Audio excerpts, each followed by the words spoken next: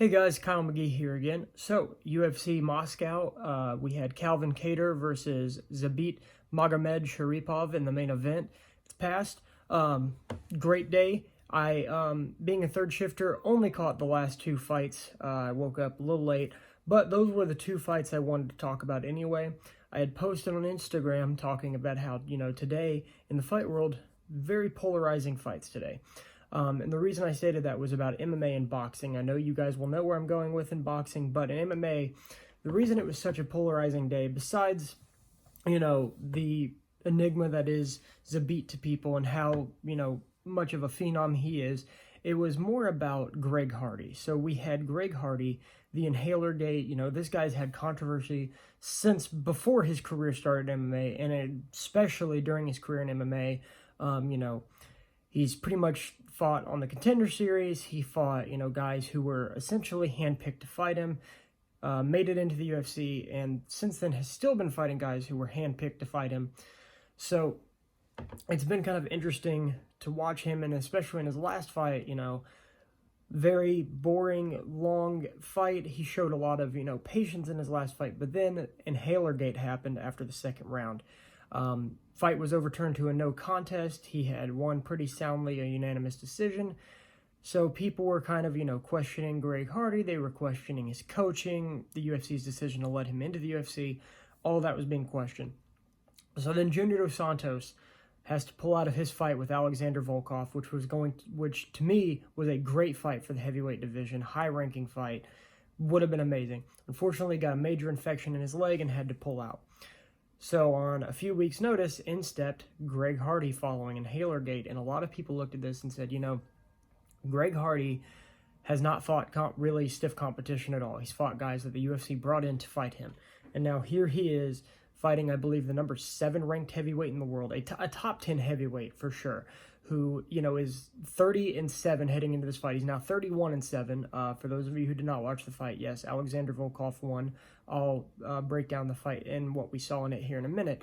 But it was still, I'm going to keep my personal feelings about Greg Hardy aside for this video. I'm just going to look at this from an analytical perspective. I know that my opinion about Greg Hardy being in the UFC and in general is probably the same as many other people, but I'm going to leave my personal opinions out of it and give an unbiased analysis of that. So I do believe that Greg Hardy deserves some credit for stepping up, because this was a big step up in competition on a few weeks' notice, and he was going to Moscow to fight Alexander Volkov, who, you guessed it, is from Moscow. That is huge pressure. He's fighting a top 10 heavyweight in enemy territory. All the credit in the world to him for stepping in on that. So it's a very polarizing day in that matter. And then tonight, of course, we've got KSI Logan Paul 2, the rematch, which is polarizing in its own way. And somebody who I know on my personal Facebook page, had actually posted when I had made the post saying I was going to be talking about this. He said that, this fight's a joke, and that, the fight week stuff has been completely immature, all this and that. And to me, that kind of showed to me why I'm saying this fight is polarizing, because yes, pretty much everybody's looking at it that way. This fight's a joke, it shouldn't be happening the way it is, all this and that. Yet, in saying that the fight week stuff has been childish and immature, obviously you've been watching, and you've been keeping track on it, which means, to me, it is polarizing, because you don't care about it, you don't want to care about it, and yet you're still watching, you're still keeping an eye on it. Everyone's keeping that one in mind, but I'm not going to spend too much time talking about that in this one. I'll be doing a video about that shortly. It is about 7:30 now. The fights for that start at 9, and we'll get to that after that. So now, co-main event, Greg Hardy versus Alexander Volkov. Greg Hardy steps in on a few weeks' notice and is fighting Volkov in Moscow. Fight starts, and in round 1, pretty much exactly what I was expecting.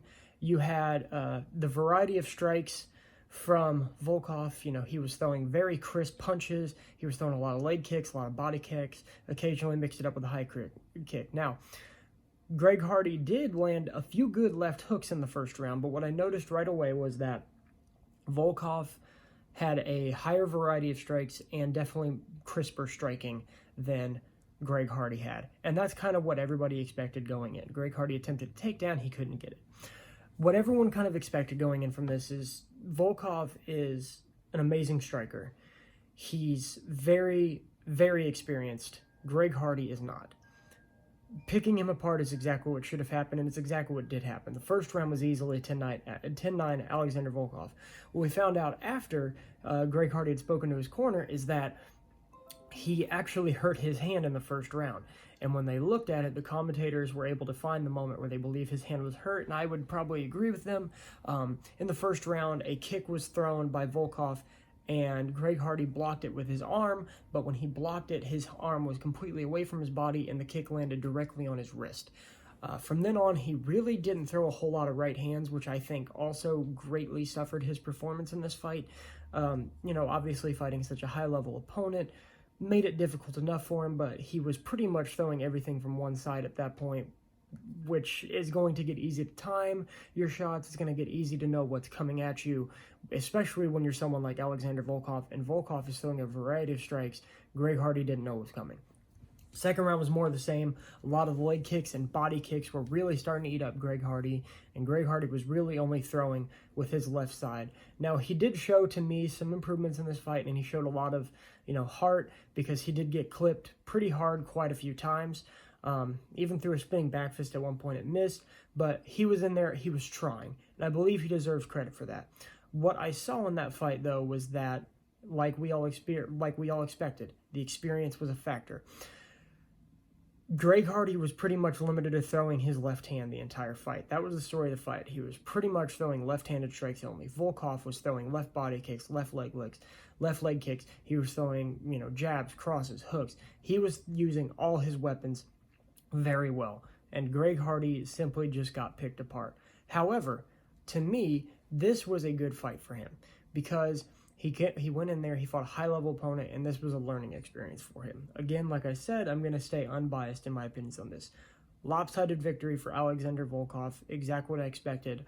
I believe that the Junior Dos Santos fight should be rebooked once Junior Dos Santos is healthy, because unfortunately Volkov, he got back in the win column after the Derek Lewis fight, which he was also handily winning up until the knockout, but it didn't, raise his stake in the heavyweight division by any means. He fought an unranked fighter who many people don't believe should be in the UFC. For Greg Hardy, there's lots of options, I think, for him.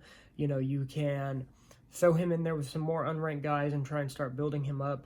But if you want, to me, this fight showed, personally, it would still, I think, be a step up in competition from what he'd been doing. It'd be a step down from where he's currently at.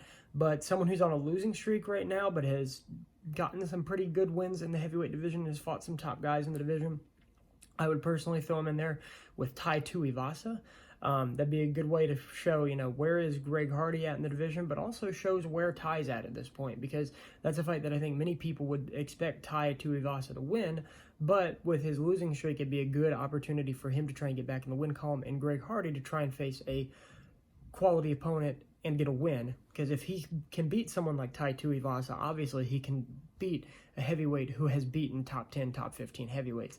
That'd be a good test for him next. Volkov, like I said, I think they should just rebook the Junior Dos Santos fight once Junior's healthy. That'd be the way to go if you're me. Now the main event. Calvin Kattar versus Magomedsharipov, Zabit. So this fight was very interesting to me. It was very high level, and I wish it could have been 2 more rounds, and I'll get to that in a minute. But first 2 rounds, I had it 2018 for Zabit. The first couple rounds, it was the pace that Zabit had set and the variety and the volume of strikes he was putting out. Calvin Kattar was game. His corner, especially in round 2, was yelling for him to throw more jabs, more jabs, more jabs. But Zabit's pace and variety and volume resulted in him not being able to really get a rhythm going. He wasn't able to get into his flow, because every time he would start to, Zabit would cut him off, whether it was with a wild kick or just simple punches. He was cutting him off. The most success that Kattar was having, while, the jab was obviously an important weapon, the most success I noticed he was having was when he would throw his uppercuts. I noticed anytime they'd get in range and he would throw uppercuts, he was landing, and he was landing pretty well. Zabit landed a nice trip in round 2, scored huge points, but Kattar did a good job, staying on his feet and getting back up afterwards. So then we get to round 3, and round 3 is when I realized I wish this fight was 5 rounds, because one, this fight was a very high-level featherweight contest. Wish it could have gone 2 more rounds. But round 3 started off about the same. Magomedsharipov is, doing what he's been doing the entire fight. He's throwing that variety of strikes. He's keeping up the pace. He's keeping up the volume. But then all of a sudden, Kattar just started pushing forward, and Zabit started kind of being on the back foot. And at first, he was real cerebral about it. He would keep backing up, and Kattar would just chase him, and then he'd plant his feet and throw counter strikes. But he started getting very, very tired, and it was visibly noticeable that he was tired. And Kattar really started putting the pressure on late. And then, like I said, the greatest weapon he had all night was those uppercuts. He started landing the uppercuts within the last 2 minutes and really started putting some damage onto Zabit. He ended up throwing a flying knee that resulted in him ending up on his back, but that was only for about, I think, the last 20-30 seconds of the fight, and every second that they were on the ground, Kattar was throwing punches to the side of Zabit's heads and was just drilling him really quickly. Please forgive that nutcase over there. He's going a little insane.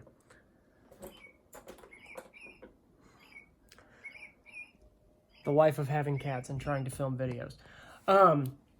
So anyway, he ends up on his back, and Kattar is just peppering him with punches from the bottom, and the fight ends.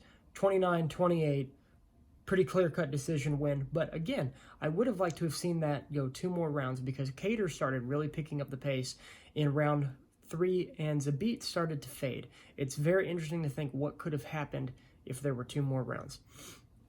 After the fight, though, Zabit got on the mic, and got interviewed, and he stated that he would be ready for 5 rounds next time and wants to fight the winner of Max Holloway and Alex Volkanovski. Now, I think he's definitely close, but I think, he fought the 11th ranked guy in the division. He is 6-0 in the UFC, but I don't think he's warranted a title shot yet.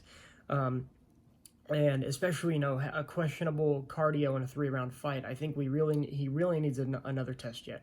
I think a good fight for him right now, honestly, would be the Yair Rodriguez fight that eluded us. I think that's the fight to book right now, is Zabit versus Yair Rodriguez. And I would make it a main event, book it for 5 rounds, because Yair is going to hang in there with him.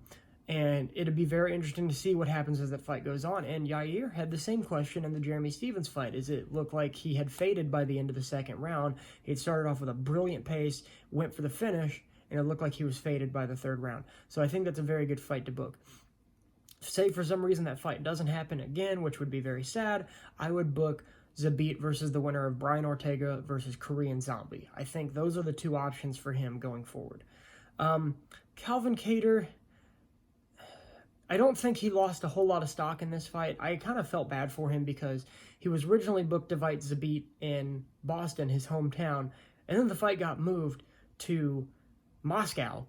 And you want to talk about a complete change in territory for him, so I did kind of feel bad for him, and he went in there, and I mean, like I said, if that fight goes 2 more rounds, I think you could argue that Kattar would probably have taken the decision because he was starting to take over and Zabit was starting to fade. So I don't think Calvin Kattar's stock should drop too much. I would like to see him maybe fight a Josh Emmett next. I think that'd be a good fight for him. I'm a person in the top 10, but not somebody within the top 5 like Zabit. I think that'd be a good fight for him next. As far as this goes, that's going to about wrap up my thoughts. So like I said, I think the 2 main fights were great. It gave us a great insight as to where Greg Hardy's at. It was a great showing for Volkov, and then you had a spectacularly high-level fight between 2 great featherweights, and I look forward to seeing what happens next with those 2. Like I said, I really want to see Volkov versus Junior Santos booked, and Greg Hardy, I think Tai Tuivasa is actually a very good next opponent for him. So that's going to wrap it up for now, and I will see you guys in a little bit after Logan Paul KSI